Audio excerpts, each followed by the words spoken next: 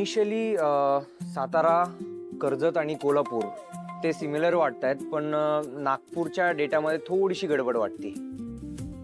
हो, म्हणूनच म्हणतोय मी. पुन्हा एकदा व्हेरीफाय करा. काय आहे, अंदाजावर रिपोर्ट सबमिट करता येत नाही आपल्याला. सॉरी.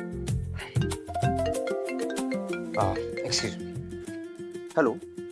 जय सर, ते ॲक्च्युली चार्टमध्ये पण थोडेसे करेक्शन्स करावे लागणार आहेत.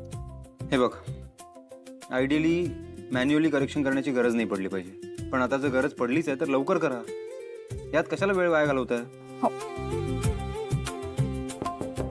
कम इन.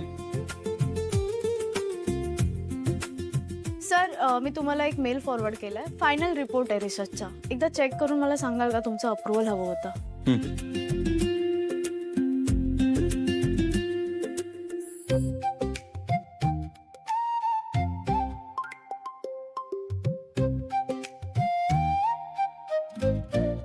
काय चाललंय? कसल्या खाणाखुणा करताय? कुठे काय? नाही, मी स्वतः पाहिलं. आता तुला काम करायचं नाहीये का? नाही, करायचं नसेल तर नको करूस, पण जे करतायत त्यांना कशाला डिस्टर्ब करतेस? ऑफिस आहे, कॉलेज नाहीये. सर, ते ॲक्च्युली मला थोडीशी शंका होती. ते डेटा सबमिट झाल्यावर त्यातले नंबर्स कसे चेंज होतात? आय मीन, ते फायनल नसतं का? आणि मग त्याचं अकाउंटिंग कसं करायचं असतं? मला एकच गोष्ट किती वेळा सांगायची तुला? आणि प्रत्येक छोट्या छोट्या गोष्टीसाठी माझ्याकडे येत जाऊ नका. स्वतः डिसिजन्स घ्यायला शिका. सॉरी सर, मी करते figure out. Sorry. Sorry sir, मी पण येते.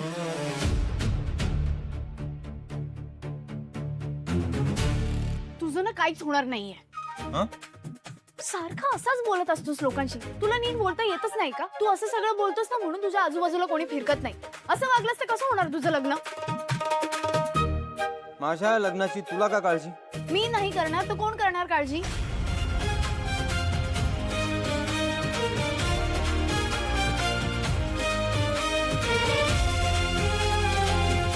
नीट वाग जरा लोकांशी.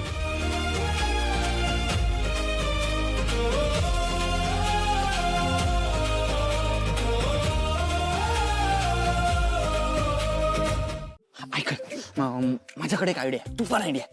आपल्याला काय बघायचंय की सरांना लग्न करायचंय की नाही कन्फर्म करायचंय. हा, तर समज सर विश्वामित्र आहेत. आपण जर त्यांच्या आयुष्यात त्यांची तपश्चर्या भंग करायला एक रंबा पाठवली तर? ए मॅक, रंबा नाही, मेनका असतं ते. That is that. आणि तू स्वतःला काय समजतोस? ह्याच्यासाठी आपण काय मुलीला हायर करणार आहे? रंबा आणि मेनका पाठवतोय. अरे नाही रे, रंबा पाठवायची म्हणजे ऍक्च्युली रंबा नाही पाठवायची. शरू, कसं सांगू तुला? हा, सर म्हणजे दगड. दोंडा. कोणाच्या गळ्यात पडणार आहे काय माहित. मला तर ना त्या मुलीसाठी वाईट वाटतंय. बिचारी मुलगी, काय माहित कसं होणार. माझ्या बोलू का? मला बोलू दे ना, माझी लिंक लागलेली असते ना. हा, बोल बोल बोल. कुठे तुम्ही? हा, सर. सर म्हणजे दोंडा. धोंडा. हा जो सर नावाचा धोंडा आहे, त्याच्या आतमध्ये असं होतंय की नाही, म्हणजे कोणासाठी तरी धगधग व्हायला लागलं. मग अरे बापरे, मला असं का होतंय?